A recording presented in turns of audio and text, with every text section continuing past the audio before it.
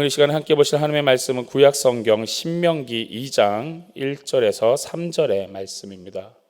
구약성경 신명기 2장 1절에서 3절의 말씀을 함께 봉독하도록 하시겠습니다.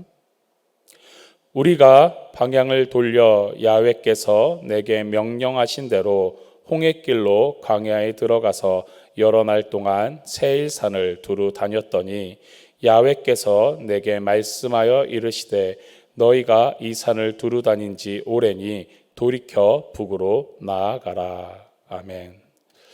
함께 읽은 신명기 2장 1절에서 3절의 말씀을 가지고 피야 식별이라는 제목으로 함께 은혜를 나누시겠습니다. 신명기는 모세 오경의 마지막 권입니다. 그리고 특별히 신명기 1장과 2장의 사이에서는 약 38년이라는 간격이 있습니다. 신명기는 이제 모세가 이스라엘의 지도자로 하나님께서 부르셨고 그들의 출애굽 강약 가운데 함께 하시며 이제 약속의 땅 가나안 땅을 앞두고 출애굽 2세대 즉 가나안 땅에 들어갈 이스라엘 백성들에게 모세가 자신의 그 삶을 돌이켜보면서 마지막 고별 또 유언 설교 같은 것들을 마무리하는 장입니다. 그리고 이 전체적인 장의 특징은 결국 하나님의 말씀에 순종해라입니다. 앞에 있는 신명기 1장은 이제 출애굽 이후 제2년까지의 일입니다. 그리고 1장의 내용들은 이스라엘 백성이 하나님의 뜻 가운데 불순종함으로 나타난 결과들을 좀 이야기하고 있습니다. 반대로 2장은 이제 출애굽 제40년째 되던 해의 일입니다. 그러면서 이 2장 전체적인 내용들을 보면은 이스라엘 백성이 이제는 하나님의 말씀에 순종함으로 그 길을 걸어가고 있음을 좀 볼 수 있습니다. 전반적으로 2장의 내용들을 좀 살펴보면은 1절부터 23절까지는 이스라엘이 가나안을 향해 진군할 때 싸우면서 정복해서는 안 될 새 민족들에 대해서 이야기합니다. 대표적으로 나오는 민족들은 이제 에돔, 모압, 그리고 암몬 자손들입니다. 이 세 자손들, 이 세 나라를 왜 하나님께서 치지 말라라고 말씀하셨냐면은 모압은 롯의 후손의 백성들이었습니다. 그리고 이제 암몬 백성들도 이제 롯의 후손이었고 에서의 후손이 되는 에돔 백성을 하나님이 말씀하셨습니다. 에서는 야곱의 쌍둥이 형이었습니다. 그리고 롯은 아브라함의 조카였습니다. 이 세 민족 역시 이스라엘 백성들의 시조와 같은 그 민족의 뿌리를 갖고 있습니다. 요즘 시대로 이야기하면 이제 친척 관계인 거죠. 하나님께서 이 세 민족들에게도 에돔, 모압, 암몬 그리고 그들의 조상이 되는 아브라함의 조카 룻 그리고 야곱의 쌍둥이 형인 에서에게도 하나님께서 그들에게 땅을 주시겠다라고 말씀하셨기 때문에 하나님은 신실하게 그 약속을 지켜내셨습니다. 이스라엘 백성들에게 이 세 민족을 땅을 지날 때 그들과 싸우지 말고 그들의 땅을 그저 지나오라고 하신 말씀을 통해 하나님께서는 이스라엘 백성들에게도 너희가 이제 가나안 땅에 들어갈 텐데 그 가나안 땅에 들어감에 앞서서 하나님께서 분명히 너희에게도 이 세 민족에게 주셨던 약속의 땅 기업들을 허락하실 것이다라는 하나님의 약속을 지키심을 나타내셨습니다. 이 에돔, 모압, 암몬 자손들도 그들이 하나님의 약속을 지켜냄에 있어서 그 땅들을 차지할 때 절대 쉽지는 않았습니다. 롯의 후손이었던 모압 백성들은 그 전에 그 땅에 살던 막강한 에민 사람들을 몰아내고 그 땅을 차지했습니다. 그리고 동일한 이제 롯의 후손인 암몬 백성들도 그 전에 살던 막강한 거인족인 삼순민 백성들을 물리치고 그 땅에 거주하게 되었습니다. 그리고 에서의 후손인 에돔 백성들도 그 전에 살던 호리 사람들을 몰아내고 그 땅에 거주하게 된 겁니다. 하나님께서 이제 가나안 땅으로 들어가는 이스라엘 백성들에게도 너희가 가나안 땅까지만 들어가기만 한다면 거기서 편하게 살 거다라고 말씀하지 않으셨습니다. 왜냐하면 가나안 땅에는 이미 그 땅에 거주하고 있는 이방 민족들이 있었기 때문입니다. 이스라엘 백성들이 그 땅에 도착하기만 하면은 그 땅에 살고 있던 원민족들이 오셨습니까? 하고 자리를 피하는 게 아니라 그들과 싸워야 했고 그들을 싸워서 물리쳐야 했습니다. 하나님께서 종되었던 땅에서 이끌어내셔서 약속의 땅까지 이끌어 가시는데 그 과정도 어떻게 보면은 인간의 입장에서 그 과정을 모든 것들을 치러내기에 쉬운 것들은 아니었습니다. 하지만 그 과정들을 통해서 하나님이 이스라엘 백성들을 훈련시키시고 다듬어 가셨습니다. 그리고 이제 약속의 땅 앞에 들어가는 출애굽 2세대들에게 하나님이 다시 한번 모세가 그 일정들을 앞에 있었던 그 광야 그 시간들을 돌이켜보면서 하나님이 어떻게 우리를 인도하셨는지, 우리가 불순종할 때랑 순종할 때 하나님이 어떻게 역사하셨는지를 다시금 돌이켜보고 있는 겁니다. 이스라엘 백성들도 이제 가나안 땅에 들어가면은 그 가나안 족속과 아모리 족속들을 물리쳐야 했습니다. 하지만 하나님께서는 어떤 인간의 힘으로 전쟁을 이기거나 인간의 힘으로 그 땅을 정복하는 것이 아니라 하나님의 말씀에 순종하는 삶, 그 삶이 어떠한지를 이미 그들의 같은 민족 조상들을 통해서 보여주고 말씀해주고 계셨다라는 겁니다. 반대로 2장 후반부에 가면은 하나님은 이제 앞에 있었던 이스라엘의 그 같은 친척이 되는 새 족속이 아니라 시혼에 대해서 말씀하십니다. 시혼 왕에 대해서는 그 땅을 정복하고 그들을 물리치라라고 말씀하십니다. 이스라엘 백성들이 그 땅을 지나갈 때 사실 처음에는 그들과 싸우려고 하지 않았습니다. 그냥 그 땅만 지나가게 해주면은 그들이 그 땅의 길로만 좌로나 우로나 치우치지 않고 그 길로만 가고 그 길을 지나가는 동안 먹는 음식이나 물에 대해서도 돈을 지불하겠다라고 분명히 이야기했습니다. 함께 본 2장 26절에도 그 이야기가 나오고요. 민수기 21장에도 그 내용들이 기록되어져 있습니다. 하지만 시온 왕은 그것을 허락하지 않았습니다. 당시 시온 왕은 전쟁에 상당히 능한 자였습니다. 전쟁을 즐기는 자였고 전쟁을 하면은 대부분 이기는 자였습니다. 이스라엘 백성들이 그 땅을 지나간다라고 했을 때 우리는 너희와 싸우지 않겠다, 돈도 지불하겠다, 그냥 길만 터져라 라고 했지만 시온 왕은 전투태세를 갖췄습니다. 그 모습을 보고 하나님께서는 이스라엘 백성들에게 그들과 싸우라고 말씀하십니다. 어떻게 보면 이스라엘 입장에서는 혼란스러울 수도 있습니다. 언제는 싸우라 그러고 언제는 그냥 가라 그러고, 하나님의 어떻게 보면은 인간의 모습으로 봤을 때 시온 왕하고 싸우는 것보다는 앞에 있는 이스라엘의 같은 친척이라고 이야기할 수 있는, 막상 싸우려면은 그 족속들하고 싸우는 게 나은 것처럼 보일 수도 있었을 겁니다. 하지만 하나님은 오히려 더 힘든, 겉으로 보기에는 정말로 전쟁을 잘하는 그 시온 왕과 싸우라고 말씀하셨습니다. 이스라엘 백성들은 그 말씀에 순종했습니다. 가데스 바네아 사건에서는 이스라엘 백성들이 불순종했지만 겉으로 보기에는, 어떻게 보면 인간의 눈으로 보기에는 질 것 같은 싸움, 그 어려움 가운데 하나님이 하신 말씀에는 순종했다라는 겁니다. 그리고 그 순종함으로 이제 이스라엘 백성들이 그 전쟁에서 승리를 하고 그 땅을 지나오게 됩니다. 사람이 삶을 살아갈 때 좋고 나쁨, 그리고 해야 할 것과 하지 말아야 할 것들에 대한 기준을, 삶을 살아갈 때 대부분 자기 자신을 기준으로 삼고 살아갑니다. 내가 할 만한 것, 내가 좋은 것, 내가 보기에 괜찮은 것들은 쉽게 생각하고 그것들에 대해서는 욕심을 냅니다. 하지만 내가 갖고 있는 능력이나 내 기분, 내 감정에 따라서 하기 싫은 일, 어려워 보이는 일, 또 하지 말아야 할 일들을 또 내 기분과 감정에 따라서 정할 때가 많이 있습니다. 하지만 하나님께서 이스라엘 백성들을 출애굽 광야와 가나안 땅으로 이끌어 가시면서 하나님이 그들에게 주신 기준은 사람의 기분이나 감정이나 또는 겉으로 보이는 군사력이 아니라 하나님의 말씀에 순종하냐 순종하지 않냐라는 것이었습니다. 너희가 너희 마음대로 판단해서 싸우거나 싸우지 않거나 그것을 구분하지 말아라. 너희가 너희 마음대로 생각하거나 너희 마음대로 기준을 잡고 그 길을 가지 말라라고 합니다. 이스라엘 백성들이 광야에서 40년 기간을 오랫동안 돌았던 이유는 딱 하나였습니다. 가나안 땅 정복을 앞두고 그들이 출애굽하는 그 과정 가운데 12정탐꾼을 보내고 그 과정 가운데 여호수아와 갈렙을 제외하고는 다 인간의 눈으로 바라봤기 때문입니다. 하나님께서 주신 땅이고 하나님께서 약속하신 땅이고 하나님이 인도하시겠다라고 말씀하셨지만 그들의 마음 가운데는 사람의 눈으로 보이는 것, 각자의 기준에 각자의 소견에 옳은 대로 정탐 보고를 했습니다. 그 보고 가운데 하나님이 그들의 불순종함을 보고 그들을 광야에서 훈련시키셨습니다. 그 훈련의 과정 가운데 그들은 이제 하나님의 말씀에 순종함이 어떠한 것임을 알게 되었습니다. 그리고 이제 가나안 땅에 들어가기 앞서서 그 땅에 어떠한 민족이 살던 그들이 어떠하든 이제는 상관하지 않을 수 있게 됐습니다. 하나님의 말씀에 순종하며 살아가는 것이 온전히 그 삶 가운데 승리임을 알았다라는 것입니다. 그리스도인으로서 이 땅에서 살아갈 때 흔히 우리도 많은 어려움과 또 나를 괴롭히는 사람들을 마주하게 됩니다.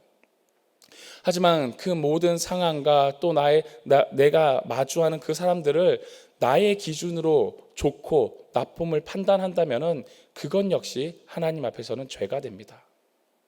하나님은 하나님의 자녀들이 온전히 하나님의 말씀의 기준으로만 살아가기를 원하셨습니다. 아담과 하와가 죄를 지은 선악과를 따먹은 이유는 하나님의 말씀에 순종한 게 아니라 자신들이 눈에 보기에 좋은 대로 행했기 때문입니다. 그 삶의 기준을 각자의 소견에 옳은 대로 행했기 때문입니다. 하지만 하나님께서는 하나님의 자녀들이 온전히 하나님의 말씀을 기준 삼아서 살아가길 원합니다.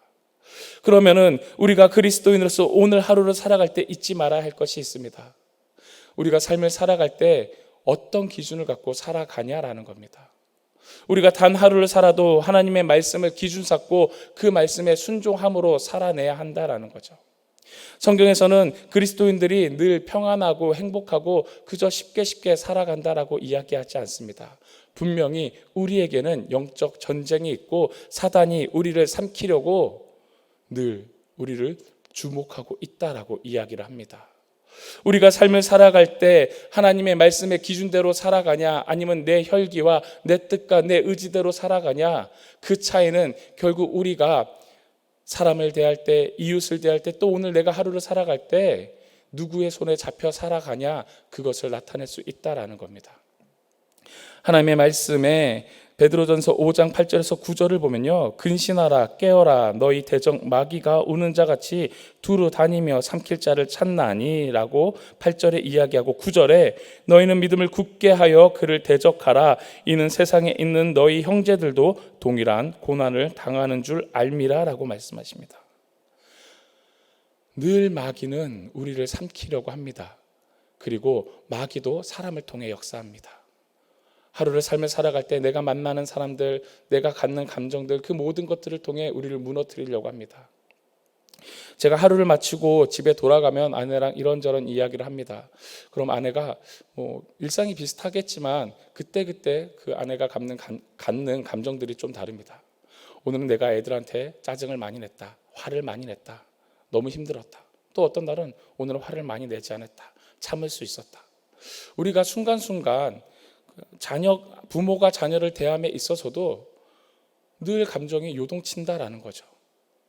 내가 하나님 앞에 온전히 조금 더 쓰고 기도하고 아이들이 하는 것들을 있는 그대로 감정으로 받지 않으면은 그 하루를 살아낼 때 하나님 앞에서 조금 더 온전하게 살 수 있고 내가 기도함으로 이 아이들을 사랑으로 대할 수 있음을 아내가 늘 이야기를 합니다. 하지만 내 육신이 힘들고 내가 내 감정에 집중하고 내 기분에 집중하면은 결국 아이들을 대함에 있어도 똑같은 말 한마디지만 짜증이 나가고 감정을 쏟아내게 되고 화가 난다라는 겁니다. 우리가 하루를 살아갈 때 내가 하나님의 말씀을 의지하고 살아가냐, 이 새벽에 나와서 기도하고 하나님의 약속을 말씀을 붙잡고 오늘 하루 살아가겠습니다 이 다짐을 해도요, 우리가 정말로 그렇게 살아가기 위해서 성령님을 의지하지 않으면요, 결국 순간순간 내 기분이 욱할 때가 있고요, 사단의 노름에 넘어갈 때가 있다라는 거죠. 그렇기 때문에 우리는 늘 믿음의 하루를 살아갈 때 내가 무엇을 붙잡고 살아가야 하는지, 내가 예수 그리스도의 이름으로 누구를 대적해야 하는지 분명히 잊지 말아야 합니다. 내가 만나는 사람들 나에게 기분이 나쁘게 했다, 내가 당하는 일들, 내가 당하는 감정들, 내가 상했다, 그래서 내가 욱한다, 저 사람이 싫다, 믿다, 이렇게 하면 결국 사단의 노름에 넘어가는 겁니다. 하지만 내가 내 기분을 나쁘게 하는 일들을 당해도, 나를 어렵게 하는 사람을 만나도 오늘 하루 가운데 그 사람의 말과 그 사람의 감정과 행동으로 내가 요동침이 아니라 그 사람 안에 있는 성령의 모습을 바라보고, 저 사람 안에 있는 하나님의 형상을 바라보고 저 사람도 하나님이 사랑하는 사람이지라는 것을 기억하면서 긍휼한 마음을 갖고 내가 한 번 더 예수 그리스도를 생각함으로 참아내고, 내가 그 사람을 악으로 갚는 것이 아니라 하나님의 마음으로 다가가면은 오는 말이 고와야 가는 말이 곱다. 내가 한 번 더 참음으로 저 사람에게 다가갈 수 있다라는 거죠. 저 사람은 나에게 돌을 던져도 나는 그것을 하나님의 사랑으로 섬긴다라는 겁니다. 에베소서 6장 11절에서 12절입니다. 마귀의 관계를 능히 대적하기 위하여 하나님의 전신갑주를 입으라. 우리의 씨름은 혈과 육을 상대하는 것이 아니요 통치자들과 권세들과 이 어둠의 세상 주관자들과 하늘에 있는 악의 영들을 상대함이라. 아멘. 오늘 제목을 제가 피하식별이라고 했습니다. 이게 군대 용어인데 적군과 아군을 구분한다라는 뜻입니다. 전쟁이 일어나면은 그 복잡한 과정 가운데 누가 적이고 누가 아군인지 모르는 그 상황 가운데 뭐 같은 군복을 입거나 같은 어떤 띠를 차거나 아니면 같은 암호를 알고 있으므로 그 상황 가운데 저 사람은 내 편, 저 사람은 적군, 이것을 구분한다라는 뜻을 갖고 있습니다. 우리가 믿음의 하루를 살아갈 때요, 우리가 그 믿음을 지켜내기 위해서 내가 싸우고 대적해야 하는 것들은 사람이 아닙니다. 저 사람 교회를 안 다녀. 저 사람 나에게 욕을 했어. 저 사람 기독교를 싫어해. 하나님을 싫어해. 싸워야겠다. 어떤 그러한 모습의 십자군 전쟁이 아니다라는 거죠. 우리는요, 예수 그리스도의 사랑과 그 긍휼하심과 그 공의로움을 배워야 합니다.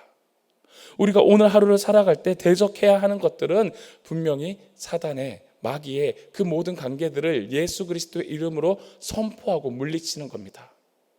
나를 붙잡고 있는, 나를 넘어뜨리려고 하는 그 사단의 계략으로부터 예수 그리스도의 이름을 선포하고 전신갑주를 입어야 한다라는 겁니다.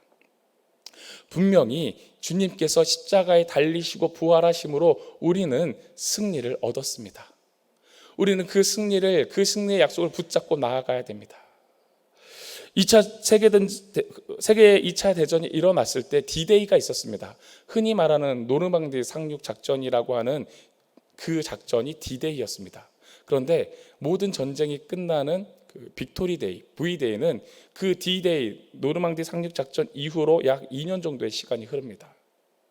우리가 예수 그리스도의 십자가 사건을 믿고 구주로 고백하고 강하고 담대한 믿음으로 나아갈 때 우리는 분명 승리함을 믿습니다.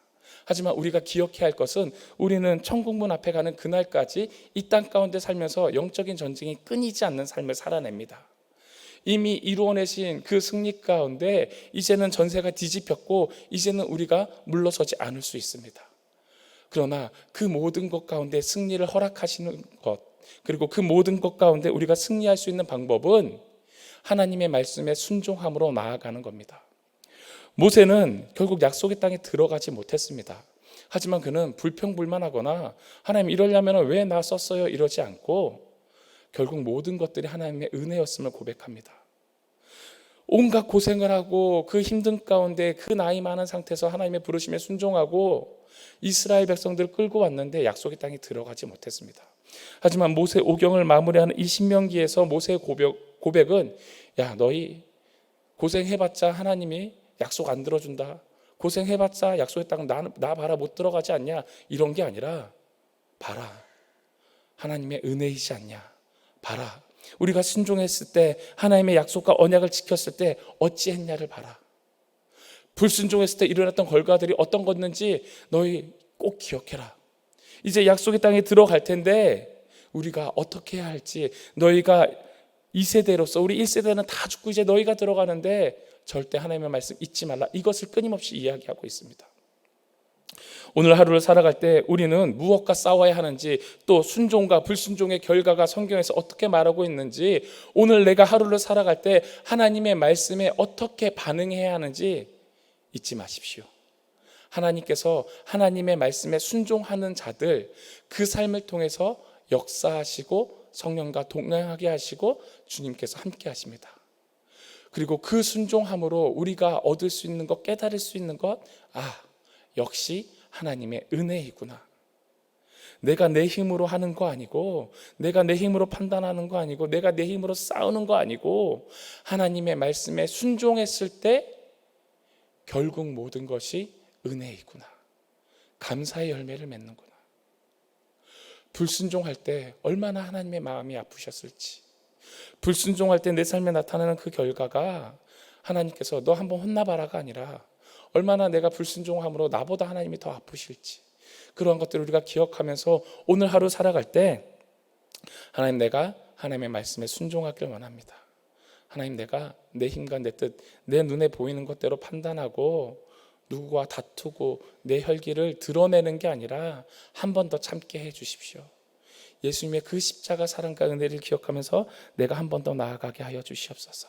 내가 주님과 같은 마음을 품고 순종하는 삶, 그 하루가 될 수 있도록 역사하여 주시옵소서. 그렇게 고백하며 오늘 하루를 살아내는 우리 교회 성도님들의 하루가 되기를 주님의 이름으로 축원드립니다. 기도하시겠습니다. 좋으신 하나님, 감사합니다. 우리가 오늘 하루를 살아냄에 있어서 많은 일들이 있음을 압니다. 우리가 단 한순간에 또 보지 못하고 알지 못하지만 오늘 하루를 살아갈 때 정말로 하나님의 인도하신 가운데 순종할 수 있는 믿음들을 허락하여 주시옵소서. 순간순간 어려움이 다가올 수 있고, 특별히 무더운 날씨 가운데 짜증이 올라올 수도 있고 감정이 욱할 수도 있습니다. 하지만 하나님, 내가 내 감정과 내 기분대로 상대방을 대하거나 내 삶의 하루를 살아내는 것이 아니라 어떠한 상황에서도 다시 한번 예수 그리스도를 생각하며 주님의 그 십자가 은혜를 기억하며 하나님, 내 힘과 내 의지가 아니라 하나님의 뜻을 구하고 성령님의 동행하심을 구하며 그 뜻에 순종하는 믿음들을 허락하여 주시옵소서. 그래서 순종하는 이 하루가 은혜가 되게 하시고 그 은혜를 감격함으로 살아내므로 하나님 앞에 그저 감사할 수 있는 믿음의 하루를 허락하여 주시옵소서. 불순종하며 살아가는 것이 얼마나 하나님의 마음을 아프게 하는 것인지, 우리가 내 삶과 내 삶이라고 생각하고 내 기분대로 내 의를 드러내면은 마귀의 그 손 안에서 놀아나는 것임을 잊지 않게 하여 주시옵소서. 그래서 하나님의 전신갑주를 입고 혈과 육을 상대하는 것이 아니라 악의 영들을 상대함으로 또 하나님의 말씀에 순종함으로 주님께서 이루신 승리를 누리며 선포하며 살아가는 예수 그리스도의 이름을 높이며 살아가는 믿음의 자녀들의 하루가 될 수 있도록 역사하여 주시옵소서. 우리 힘으로 할 수 없음을 고백합니다. 성령님께서 함께하여 주시었고 동행하여 주시며 성령님께서 부어주신 그 놀라운 힘으로 감사함으로 오늘 하루도 살아내는 귀한 믿음의 권속들의 하루가 될 수 있게 역사하여 주시옵소서. 믿고 감사드리며 예수 그리스도의 이름으로 기도드리옵나이다. 아멘.